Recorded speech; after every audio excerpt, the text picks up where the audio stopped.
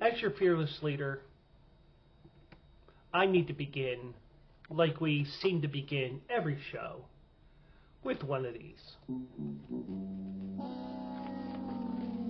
But never fear. This is a great night.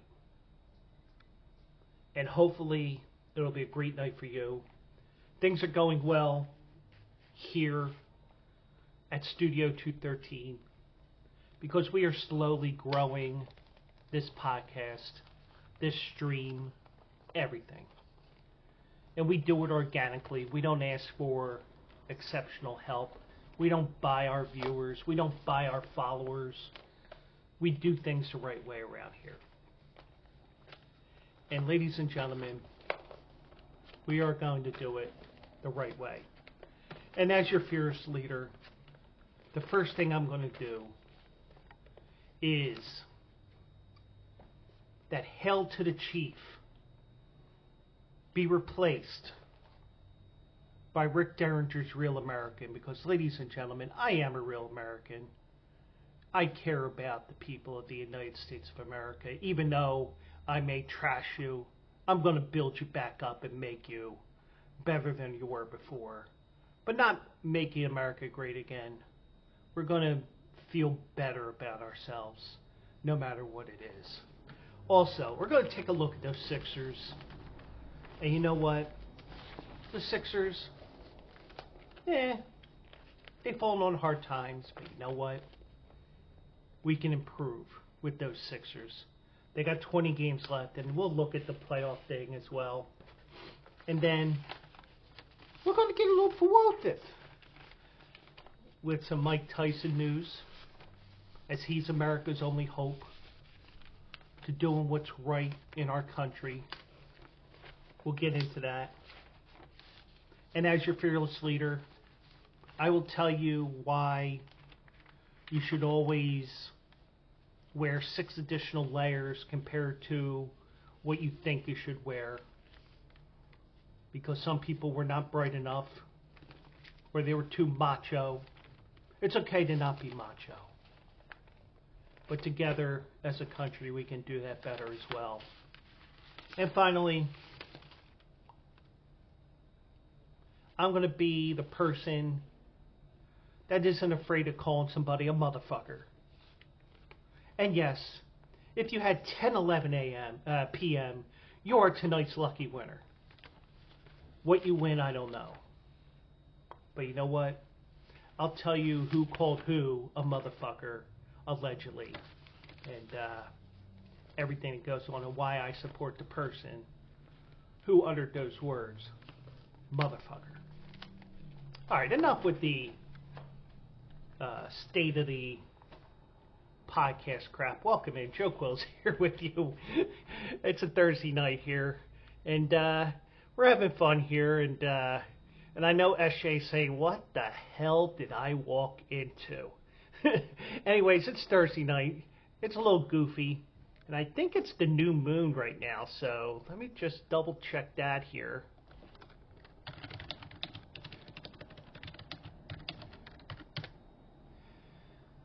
No, the new moon is on the 10th. Well, close enough. But, you know, just the goofy stuff that I do here. And that's why you should follow me at twitch.tv/JoeQuills. We're only 8 followers away from 50, so I can become affiliate. Come on, you know you want to. We can also make things a little more fun here. And you can also make fun of me with the latest injury I have. Ugh. And, you know, and we'll also look at the Sixers. I think it's near impossible that they do not make the playoffs at all, even the play-in round. I think it is pretty impossible. But then again, I'm in the same city where you just mentioned the 1964 Phillies, and you cringe, but those demons got exercised by the 2007 Phillies, who did the opposite of the 64 Phillies.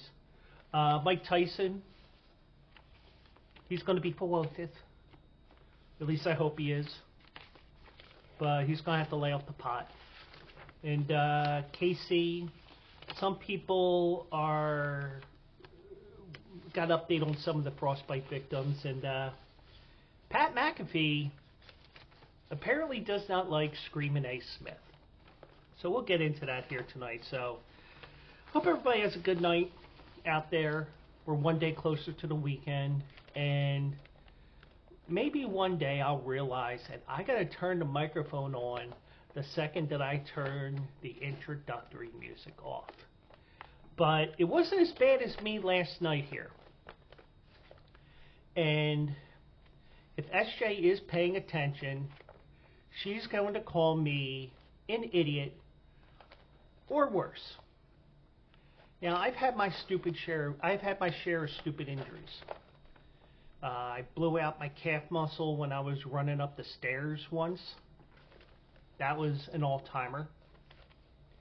I cut myself once right there when I was playing tennis. I was trying to put some extra spin on the ball, and I spun the racket right into my forehead. I've done that. And there's a few others. I hurt my back squatting down to sit. I've done that before. But I think what I did last night takes the cake. So, I am a bit of a reformed gamer. I do play once in a while. I mostly play Out of the Park Baseball, and their new game comes out next week. Out of the Park 25. And last night before I went to bed, I was like, you know what? I feel like playing pinball. I have a pinball game on my PC called Pinball FX. So I'm sitting here and I'm playing. I'm sitting in my chair just like I am right now, and I have my feet on two of the bars that help you, for the rollers and stuff like that. You know what I'm talking about. It's just, me to explain it, So,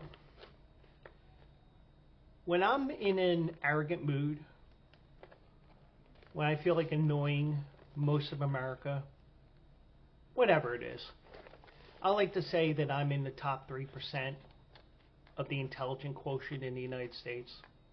It's mostly in fun, but sometimes you get in those moods and you say things and you just, or maybe sometimes you're like me and you just say something on Facebook where, let's see if this gets some traction. Trust me, I've said some things on there that have gotten some traction and got me into trouble, even if what I say ends up getting back to me weeks, months, years later.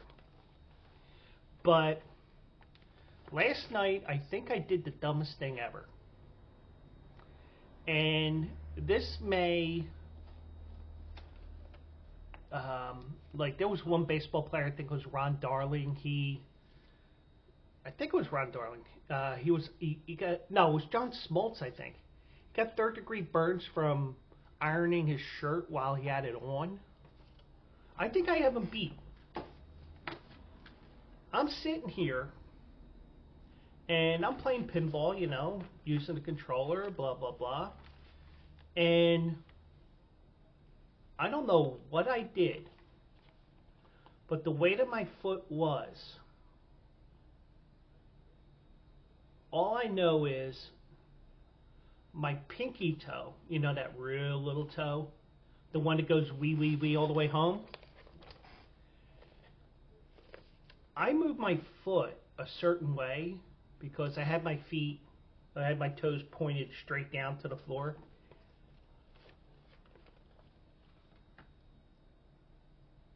All I know is how I refrain from yelling, "Ow, what the fuck?" is a mystery to me. Because I twisted something with my foot, and when I did, the toe twisted, I don't know what happened, but all I know is I woke up this morning, the inside of my toe was all bruised. I'm like, oh God. But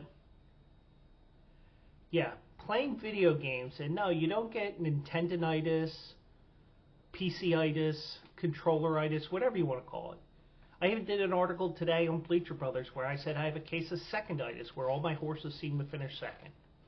And by the way, thanks AJ, whoever it was. I love the new logo, by the way. Thank you very much. I twisted my toe somehow and hurt myself. Now, thankfully, it's not a major thing because, first of all, it's the little toe. It's not the Uncle Hulka. And you know what the Uncle Hulk is if you've seen the movie Stripes. It's the big toe if you haven't. But somewhere along the way, I did that. I was like, oh my God. I mean, I do stupid things, and I show that I belong in the other 97%. It's just the way it is. But, it's just something I say every once in a while to annoy people. I mean, I know I'm intelligent, but, even the intelligent people do some stupid stuff from time to time, so. But the foot is fine. It's a little tender. and we're going to do okay. So, do appreciate everybody taking the time to listen after the fact, watch after the fact, either here on twitch.tv/Joe Quills or on my YouTube, youtube.com/@thephillyguySpeaks. And, you know, we do this every Tuesday and Thursday night at 10 p.m. Eastern, 7 p.m. Pacific. Soon to be 4 o'clock in Hawaii, because remember, spring back, fall forward. Oh, I mean spring forward, fall back. Unless you're in Bridesburg, because that's the Polish neighborhood of the city. They go spring back, fall forward. But anyways, but yeah, we're going to have some fun here. And so let's get to the Sixers here. And now, and I know SJ is here. She's paying attention, praying somebody does something in the chat so she can wield her iron fist. Or maybe she's not. But either way, I'm not going to talk X's and O's with the Sixers. That's SJ's job. And, you know, one day we'll have her on. And the one thing I will say is I took a look at the standings today.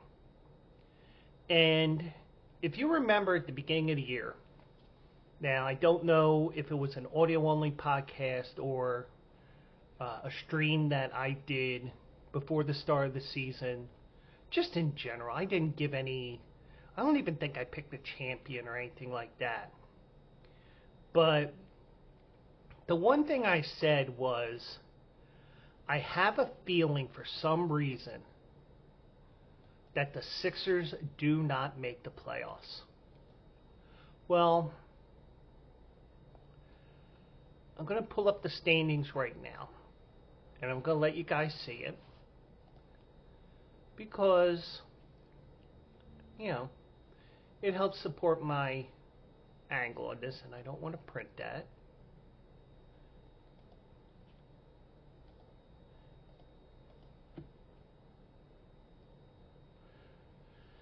So let me pull up the page here.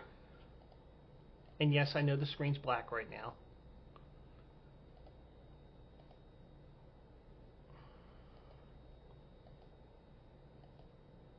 Yeah, I don't know why this does this, but it's a pain in the butt sometimes. There we go. And I do apologize for the black screen there. And there you see the standings as of 2 minutes ago. And the great thing about ESPN's site is it'll update as the games are finishing up.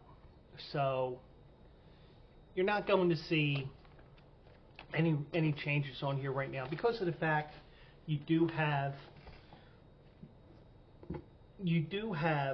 I mean, it updates, you know, but whatever, you know what I mean. But this is what we have right now. The top 6 right now: Boston, Milwaukee, Cleveland, Orlando, the Knicks, and the Heat. The Knicks are in free fall right now. They're 3-7 in their last 10 games, but they've got a ton of injuries right now. Boston's leading the way. They had that loss to Cleveland. I think it was the Kelsey brothers who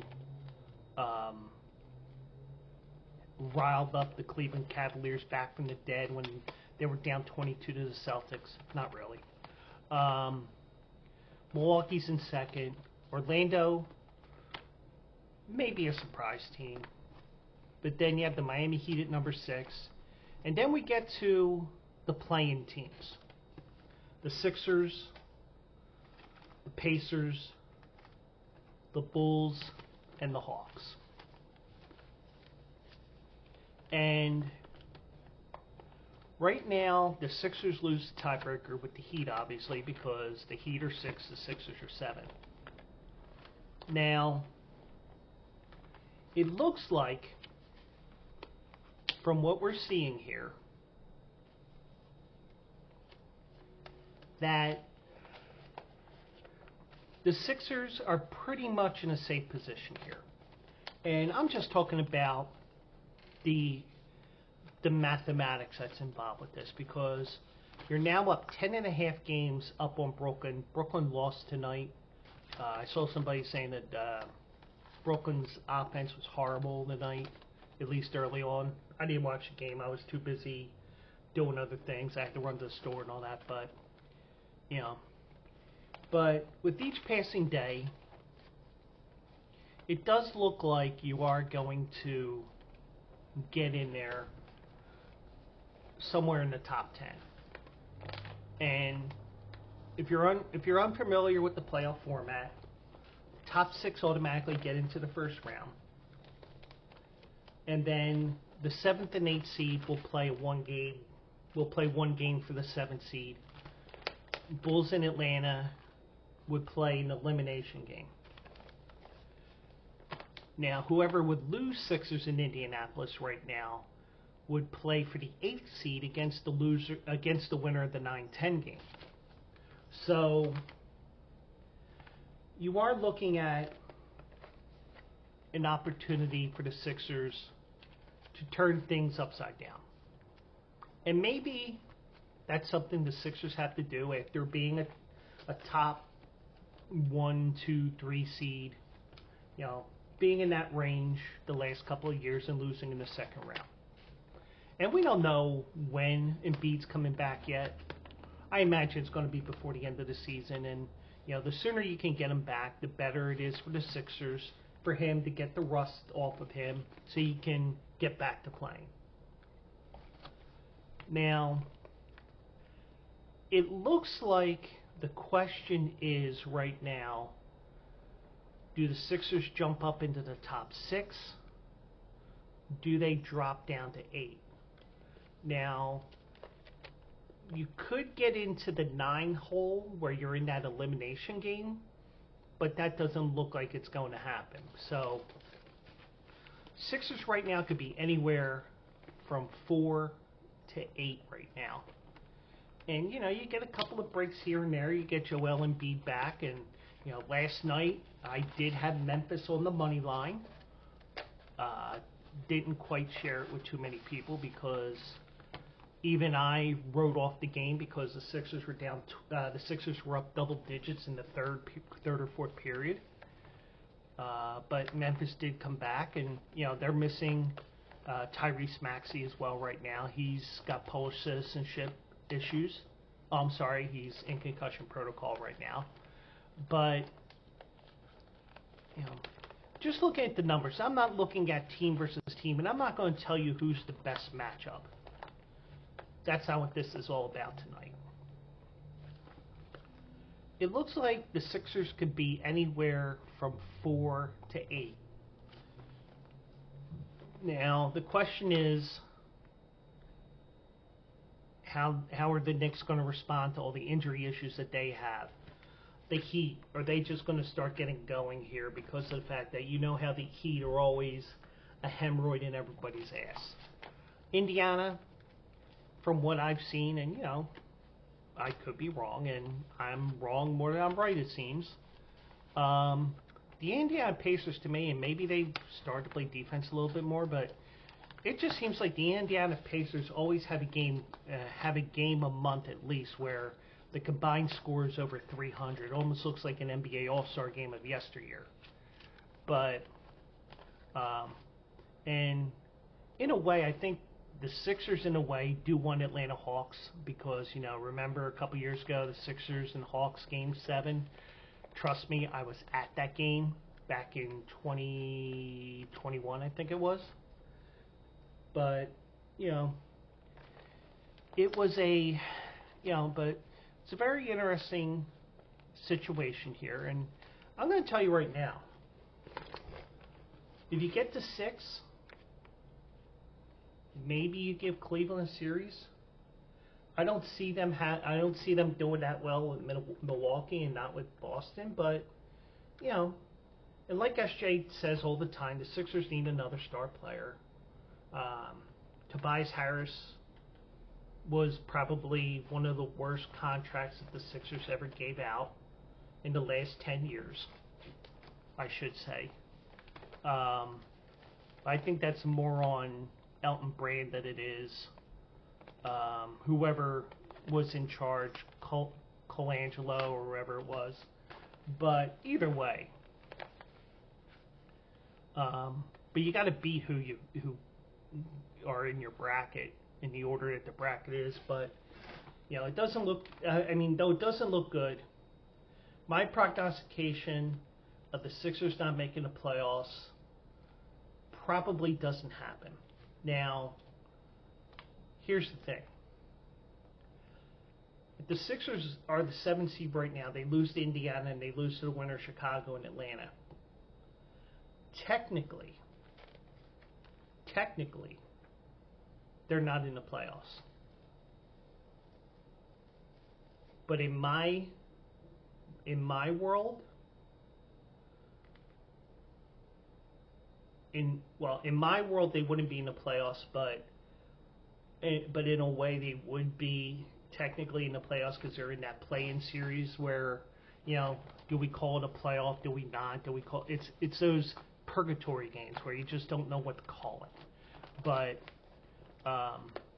and you know that's the thing with the 7 through 10. You could drop out in one game, you can drop out in 2 games, or you can win 1 game and get in, or win 2 games and get in. But either way, Sixers, you know, they, you know, I wish if I was in Vegas last September, I wasn't in Vegas last September, or hit the local sports book at Parks or Rivers Casino or Live Casino. I wish I would have taken the under with the Sixers, but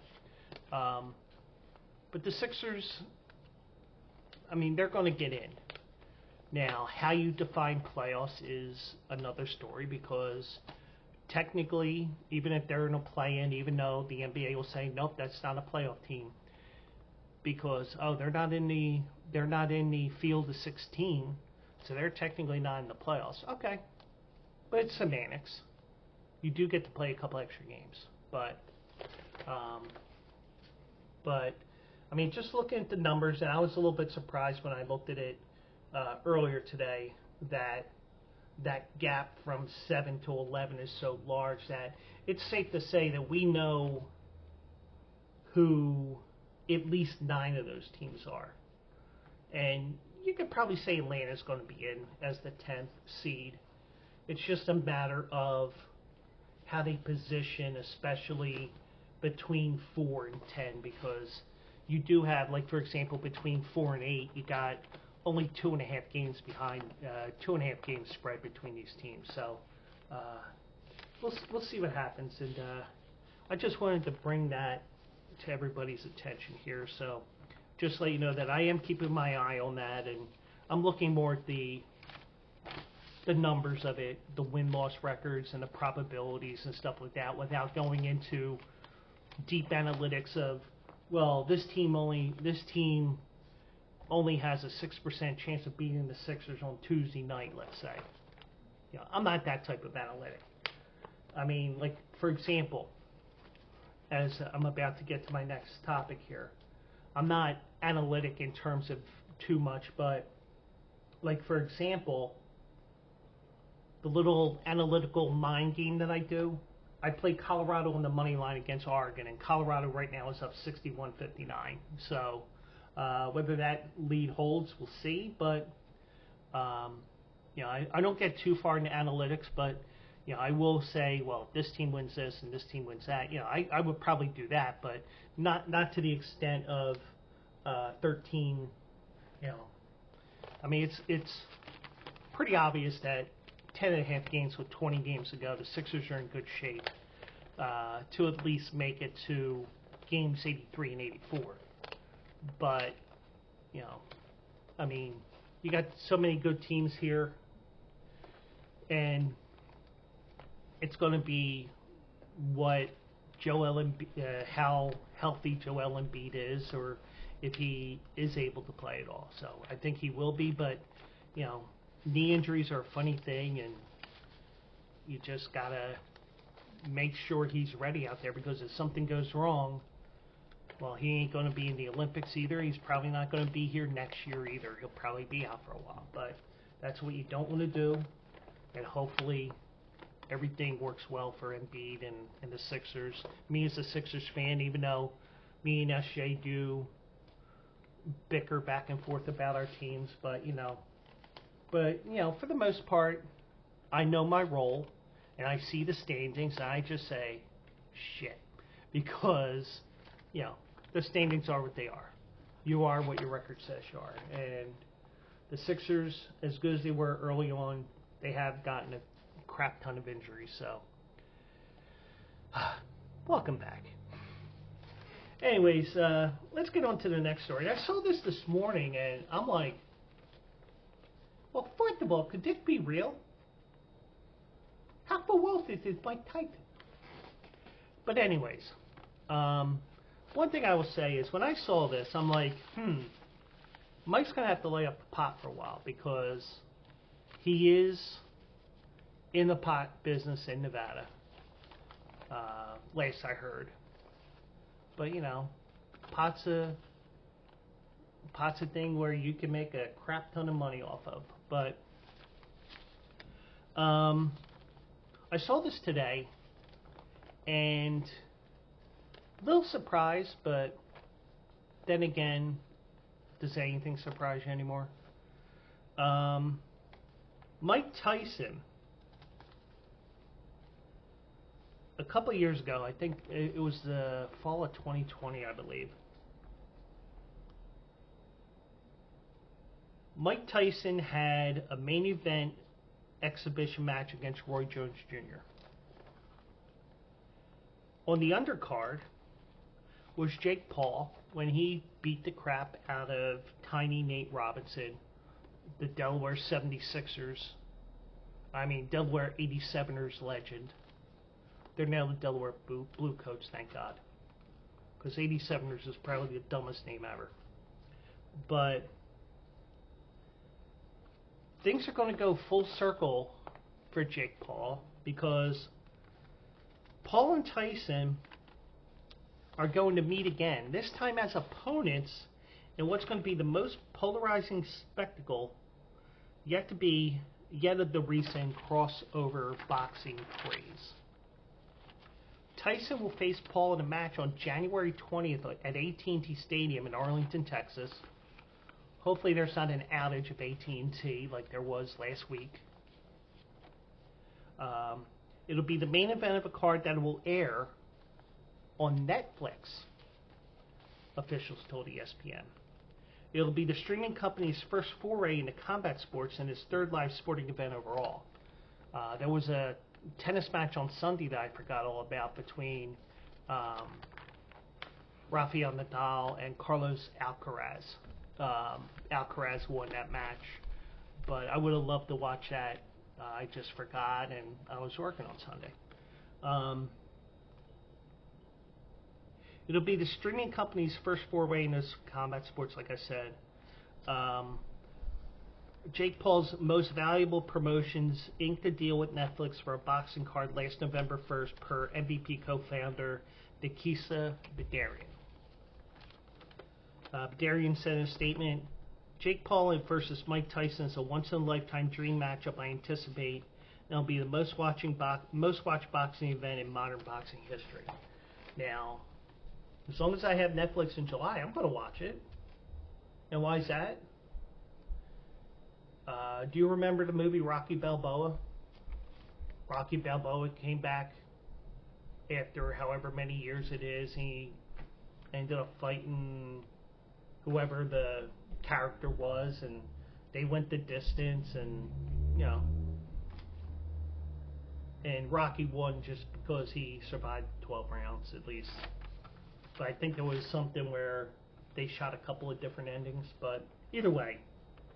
Now there's all kinds of unclear information on this so far. Like, for example, it's unclear how the Texas Department of Licensing and Regulation, now they're the body that regulates combat sports in the state of Texas, it's unclear how they will approach what will surely be a matchup that garners plenty of criticism and attention. It is yet to be determined whether it will be classified as a pro fight or an exhibition. Um, Now, part of the reason why they don't know what's going to happen yet is because Mike Tyson will be 58 at the time of the fight. And, it's amazing that, you remember years ago him beating up everything in his sights, on the street and in the ring. I mean, if you remember that fight with Mitch Green on the streets of the Bronx, I think it was. If not, it was Harlem.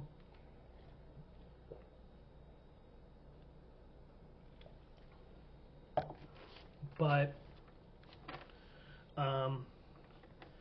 now they did say that Tyson was in good shape when he fought Jones to a draw in an exhibition match on November 28, 2020. And he has looked on social media video training. I saw one of the videos saying, take it with a grain of salt. He did show some very quick hands in the boxing ring, and take it for whatever you will.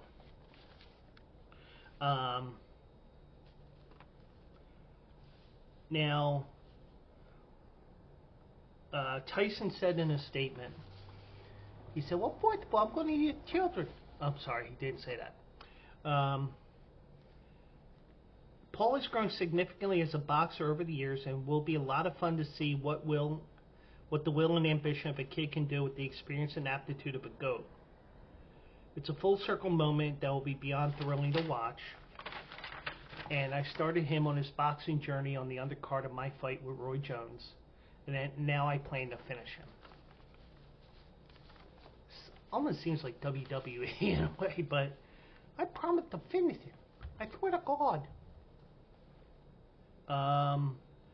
Paul went on to beat former UFC stars such as Nate Diaz, Anderson Silva, and Tyron Woodley after the Robinson knockout in big money main events. Paul turned pro 4 years ago and is coming off back-to-back first-round knockouts of journeyman Andre August and Ryan Borland. Or what Arliss, if you remember the show Arliss, he had this prize boxer, and the name of the boxer they were fighting was Tomato Can. So even though Mike Tyson is 58, I think he can still be promoted. It's crazy to think that in my second pro fight I went viral for knocking out Nate Robinson on Mike Tyson's undercard. This is what Jake Paul's saying. Now less than 4 years later, I'm stepping up to face Tyson myself to see if I have what it takes to beat one of boxing's most notorious fighters and biggest icons. Within just 2.5 years of founding MVP, we're about to produce the biggest fight in history, a fight in the biggest NFL stadium in the U.S., broadcast live on the biggest streaming platform in the world, a testament to all we've accomplished in such a short amount of time. So yeah, they're going to fight. And, the thing is, with MMA, watching MMA fights every now and then, boxing is really seemed like it's boring to me.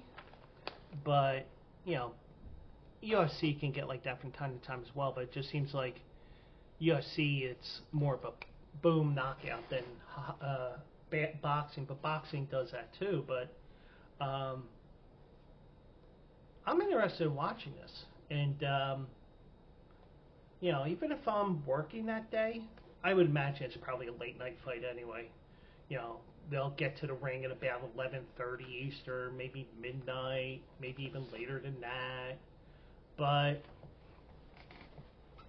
be interesting to see this because, even though I've seen that script before with Rocky Balboa, at least this will be a real thing, and some of the things you hope with this fight, beyond I hope Jake Paul gets his head knocked off, things like that. More than anything else, I hope Mike Tyson does this as a one and done thing. Because he's 58 years old. And, it's going to be harder and harder, because the reaction's going to get slower. You know, everything's going to get slower as you get older and stuff like that. And you know, but Mike is going to do what he has to do, but the only thing that could happen here as well, which just me speculating, I can see that Texas could just say, oh, you're not even going to have this as an exhibition in our state. You're not having this fight at all. Yeah, it's 100,000 seat stadium. Yeah, this, yeah, that, blah, blah, blah. No, not in our state. I get the feeling state could do that too, but then again, I always told you that Oakland would kick out the A's before their lease was up, and I was proven wrong. But, you know, I think Mike Tyson will at least hold his own. Be interesting to see, like, all the rules, like, is it 8 rounds, 10 rounds, 12 rounds? Who knows? But, you know, and obviously Jake Paul's going to take Mike Tyson seriously. Mike, you know, from what we're seeing, he is Philadelphia, but we'll see what happens with that. But that was something that was interesting that I saw today. I was like, and it's been talked about all day. Tony Bruno talked about it. The Bleacher Brothers talked about it. You know, it's interesting. I mean, it's interesting. It's going to draw eyes. Netflix is going to be going to probably get a major boom in business. Even if it's short term, it's like, I'll get Netflix for 3 months, and then the heck with you. I'm gone. I'm going back to Hulu. I'm going back to Paramount. I'm going back to Disney. You know, and me, with the type of job that I have, I'm going to have to deal with everybody saying, how do I get Netflix? Netflix.com. Goodbye. But, anyways. So, oh, and I got a major announcement at the end of the show, too, if I remember. So, only one person in my inner circle knows what's going on, but everybody's going to hear about it tonight. Now, remember back in January, Kansas City played Miami Dolphins in that really cold game? Well, some Kansas City Chief fans were advised to undergo amputation after the cold weather game. Now, this is from the Huffington Post. Actually, I found it on Yahoo because that's the main page is an aggregator, and I'm just like, what's interesting? Well, can I keep my mind away from work for a couple of seconds while I wait for the next call? Some Kansas City Chiefs fans have been told to schedule amputations after they suffered frostbite at the January 13th playoff game between the Chiefs and the Dolphins. A doctor treating patients told Fox 4, which I believe is the Kansas City station out there. The victims endured temperatures that plunged below zero in the Chiefs' 26-7 victory at home en route to their eventual Super Bowl title. 3 spectators were hospitalized for frostbite and wind chills that measured at minus 27 degrees Fahrenheit. The extreme cold snap in the area generated at least 11 cases of frostbite and 1 victim died, according to the Kansas City Star. Dr. Megan Garcia of the Grossman Burn Center medical director said 70% of the patients admitted for frostbite during the extreme January cold have been advised to undergo amputation. The patients who had frostbite injuries along with the Chiefs game, they're just getting to the point now where they're getting to the point now where we're starting to discuss the amputations that might be necessary. So, And then the other 30% are dealing with lifelong problems like sensitivity and pain for the rest of their lives, and always will be more susceptible to frostbite in the future. So we're also educating them to make sure that they stay warm for the years and months to come. Now, part of this is probably macho BS, where, oh, it's not cold. Look at me. I'm sitting here with no shirt on. Dumbass. But, the thing is, body heat can only do so much. Wearing 18 layers can only do so much. And, the game had to be played. And truthfully, it didn't matter what time the game was played that day. And you couldn't move the game around too much, because if you move the game to a different time, it'll be the same conditions the next day. But because, like, for example, there was even one expert urged the NFL to rethink its weather policies. And rightfully so. I can understand that, but football is a macho sport, and you play in what the elements are within reason. Like, for example, the Buffalo game that Sunday got moved to Monday afternoon. And I know some people will say this, and rightfully so. Well, how come Kansas City played in that extreme cold, but Buffalo couldn't play in the snow? Well, the reason why Buffalo couldn't play in the snow is because, one, there was a travel ban. And two, even if you didn't have a travel ban, nobody could get to the game except for those that are in that neighborhood where the stadium is to shovel all that snow out, which they never really did. So, the one thing is, and it's the case with baseball and other sports as well, if there's a curfew, if there's a travel ban, if there's something that says stay off the roads and do not even think about going outside, then the NFL or MLB or any other sport, they have to abide by the rules, the state laws, the city laws, whatever. Now, if there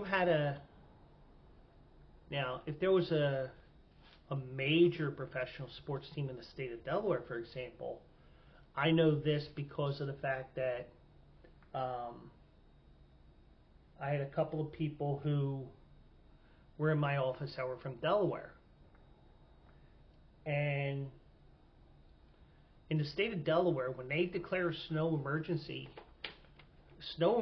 means unless you are emergency personnel, you are not to be on the roads. Now, I wonder if working for a telecommunications company means you're allowed on the roads because you would be essential personnel. But then again, it's how the state interprets their laws and everything like that. So, what happened in New York was no one was allowed out while the storm was blowing in. And the 2 to 3 feet that fell and them trying to get rid of it and all that. The state had to do what they did to get everything where the roads were passable, that teams could get in, fans can get in, whatever they had to do. And that's what happens in a lot of these cases. When a game is postponed, it isn't necessarily because of the weather itself in football or basketball or hockey. It's if a team can get in. It's whether or not you're allowed on the roads. There's more to it than just the weather. Because I know, like, for example, the NHL, they've had quite a few games over the years, long before COVID, where the actual attendance was in triple digits, and they still played. It's just that the teams will say, thank you, we understand why you couldn't get to the game. Here's free ticket. You can turn them in for another game. That does happen. So, but, you know, and some can argue that, but, you know, it's a chance that a lot of fans take, and, you know, some people know how to handle it and some people don't. And I don't know what the situation is with the people that are going to have potential amputation surgeries. But, you know, you could only, whether it's 120 degrees or minus 120, you can only do so much to keep yourself cool or keep yourself warm. Things, you know, you gotta prep yourself for that. So, I mean, you can only prep yourself so much, but you know, sometimes the being macho ends up happening, and you go from there. So, but final story here, and this was another case of potentially two people and their egos and their testosterone were going into overdrive, and that's Pat McAfee and Stephen A. Smith. And this is one I saw from Awful Announcing. I saw the tweet today. I was like, oh, okay. And they got the news from the New York Post, probably page 6. But just last month, and I can tell you from my experience on Radio Row, Screamin' A has his entourage protecting him. Pat McAfee did as well. You know, Pat McAfee was like, get me out of here before I have to do anything else. Stuff like that. And Screamin' A was going from booth to booth. He didn't stop at the Tony Bruno booth. I don't know how good of a relationship they have, you know, but, you know, whatever. But apparently this may have been the way that I read into this may be something just didn't go right. I don't think this is something that has been brewing more than what you would think. But we got 13.4 seconds left. Colorado's up 3. Foul in Colorado. They make Oregon shoot the free throws. And I got the sound down, so that's why I'm like, but apparently there may be a strain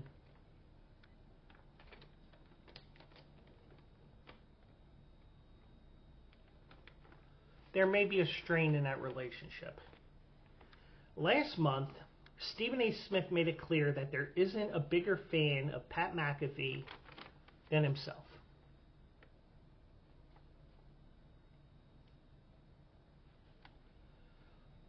The behind-the-scenes relationship of the two stars, however, appear to tell a different story. According to Ryan Glassbeagle of the New York Post, McAfee and Smith were recently in an explosive argument with the former All-Star plumber, calling the First Take host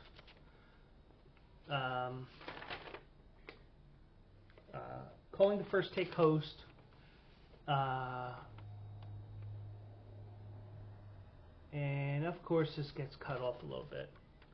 Well, he called him a motherfucker, for lack of a better term.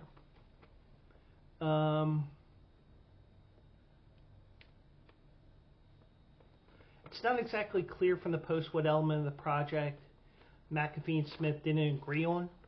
So there was some sort of a disagreement on one of the projects that they were working on together. Or why McAfee would be involved in Smith's production in the first place, or why things escalated so severely. The argument occurred several weeks ago, and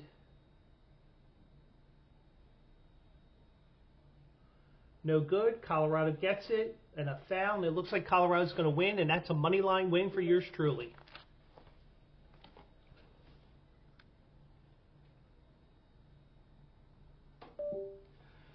And to quote that former Chicago White Sox color analyst, Hawk Harrelson, you can put it on the board, yes.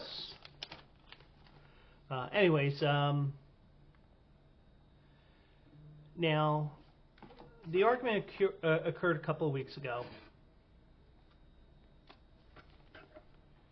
The Post initially hearing that Smith had banned McAfee from future appearances on First Take.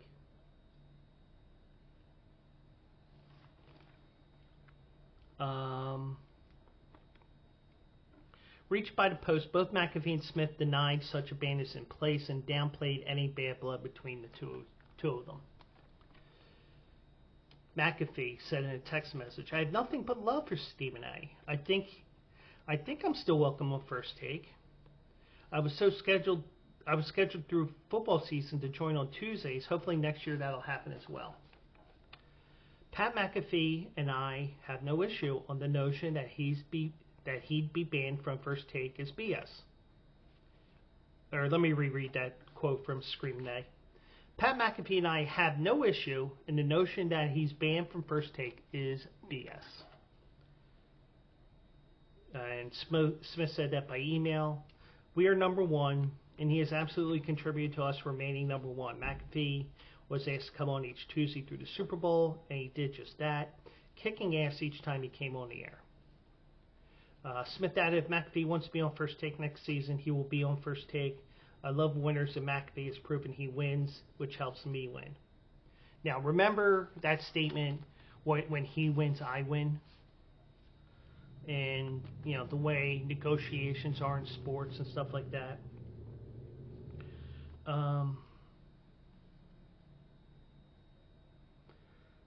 Regardless of whether McAfee remains welcome on First Take or not, the dispute is certainly notable. McAfee and Smith have appeared to be nothing but friendly, with the host of Pat McAfee's show making regular appearances on First Take and vice versa. But and here's a question for everybody, and feel free to hit me up. Gotta use the right hand here so I can point because I'm seeing everything backwards here. You see all my information there. Joe Quills is my handle, Instagram, Twitter, Threads. Joe@BleacherBrothers.com if you want to shoot me an email. We'll keep it real. Keep it professional. I'll be professional as well. We'll have some fun. Like for today, somebody didn't like one of my jokes in Tony Bruno's show. It's like, hey, Tony and Miss Robin get my humor, okay? And like they said at the end of the show, some of those jokes we can't tell on the air. and to be on their own app and not have a not be regulated by the FCC, that says a lot. But it's all in good fun. Actually, it's like so many people talking. It's like Joe's hogging up all the jokes,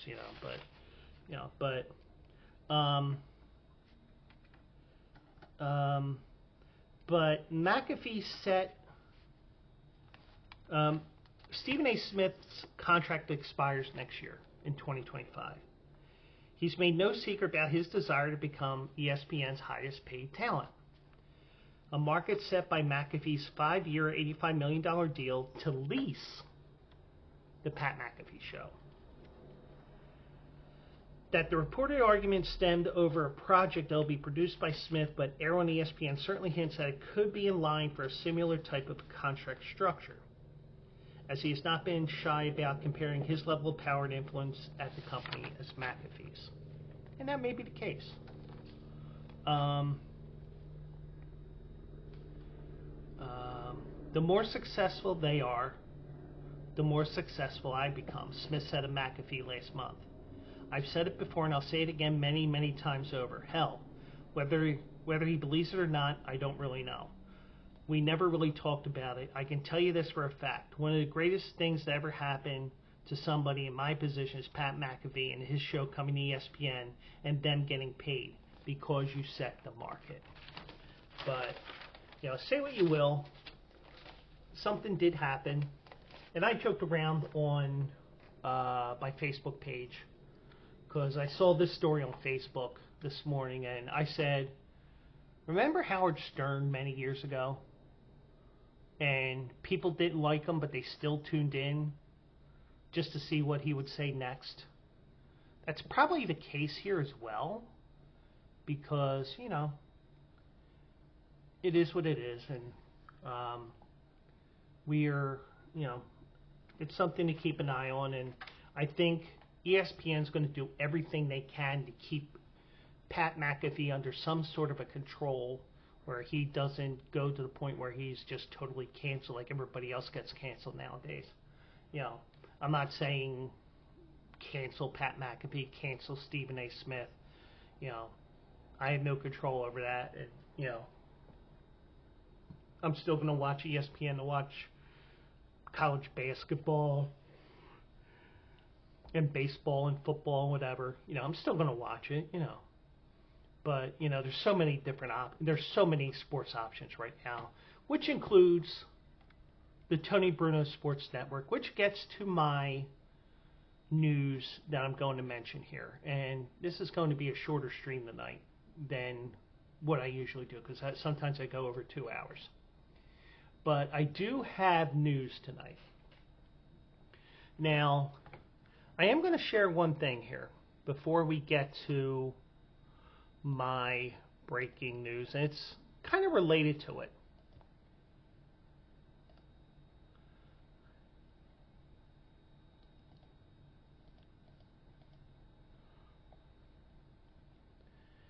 And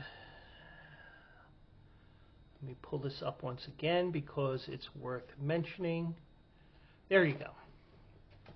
And yes, it's not about the sign avoid Philadelphia, but I will tell you, avoid Philadelphia.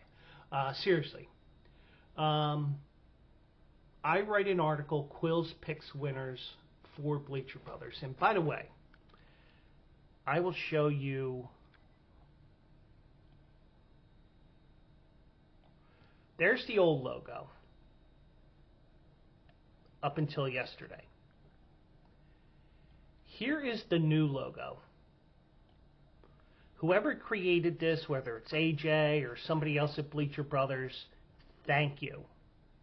I do appreciate that. And, I'm happy with that. The old logo. I'm very happy with this as well, And, this is a little project that I started out with. I was getting the programs from a site called Sport of Kings, which is no longer operational. They went under in terms of, they weren't making any money off of the site. So, the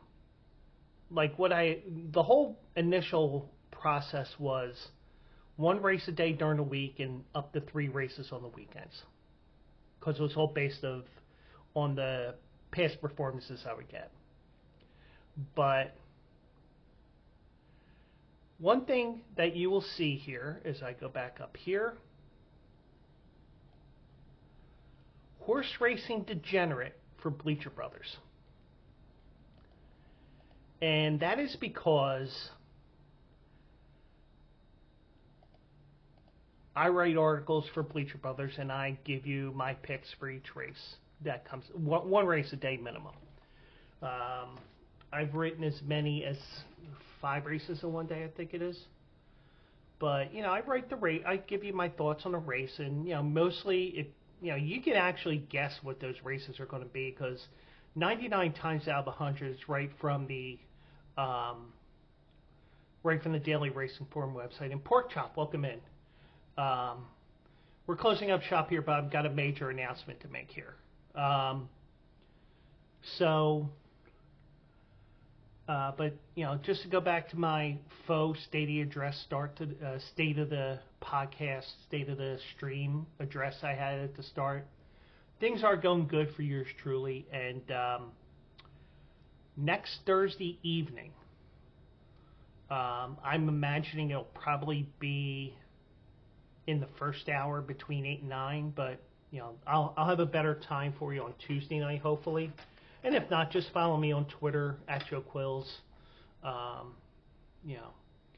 But either way, I am going to be on the Bleacher Brothers show next week, next Thursday, probably in the first hour, I'm guessing, because there is a segment, Lucha on Ice, which is usually in the second hour.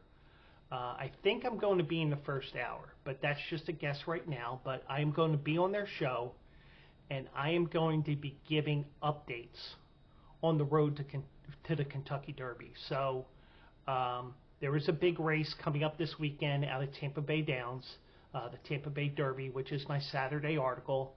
I already looked at that race, and it's a 10-horse field, and I'll probably download the program tomorrow night and look at some additional races for my own gambling perspective. But we'll see what happens with these races and see if I can give you guys a winner, because I am still ice cold, and I broke my case of second-itis today, but that's only because my horse finished like 7th. But the one thing I'll say is yes. I'm excited for this. It's next Thursday night. It's sometime between 8 and 10 p.m. I think it'll be in the first hour between 8 and 9 p.m.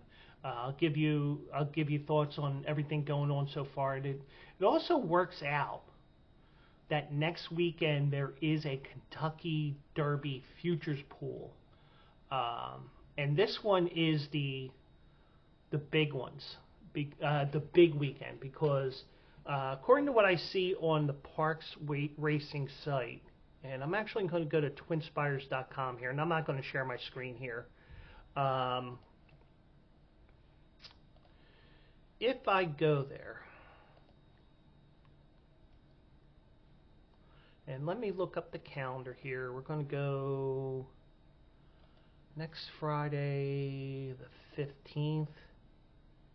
Yeah, so you have the Kentucky Future Wager, and from what I saw in there, the Kentucky Future Wager as well, even though that's not going to be the whole thing about that, even though we could look into that.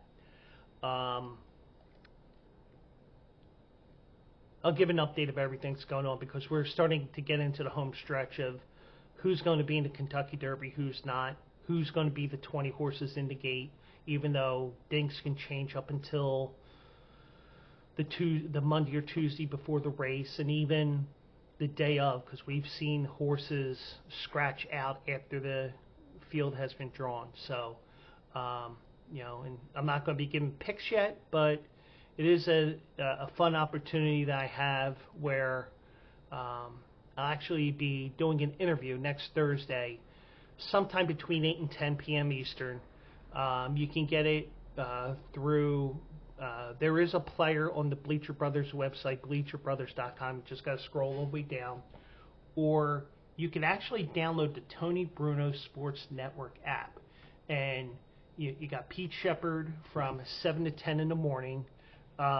You have the LFG show 1 to 3 p.m.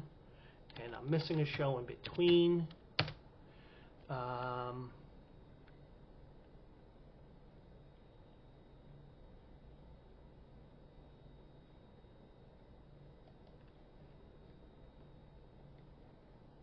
Hold on, let me just get some additional.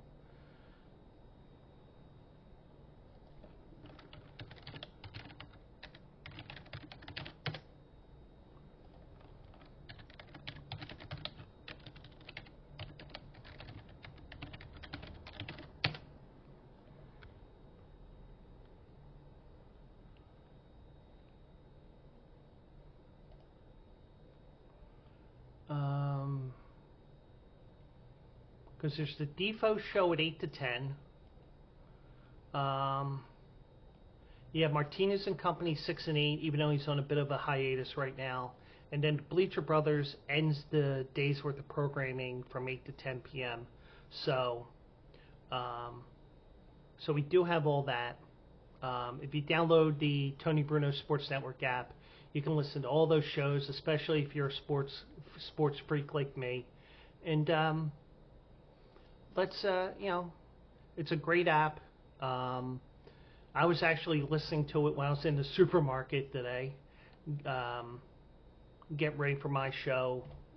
Just some here and there thoughts with everything going on and stuff like that. So I'm going to be on there Thursday. So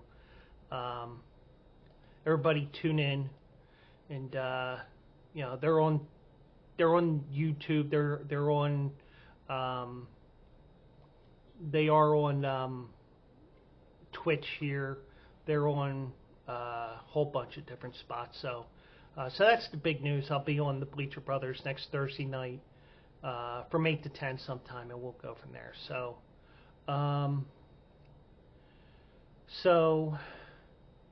I am going to cut it short tonight, and because I didn't have many stories here to talk about. So Pork Chop, thank you for joining me here tonight. SJ, thank you for moderating tonight, and thank you for not kicking anybody out. And do want to thank everybody who takes the time to listen to these shows on the podcast and everything else. So Pork Chop, thank you once again, and we'll catch you Tuesday night here. Remember, move your clocks forward an hour, and if you don't, I'm going to tell you spring back, ball forward. And we'll talk to you Tuesday here at twitch.tv/Joe Quills. Just a reminder, I am part of Bleacher Brothers.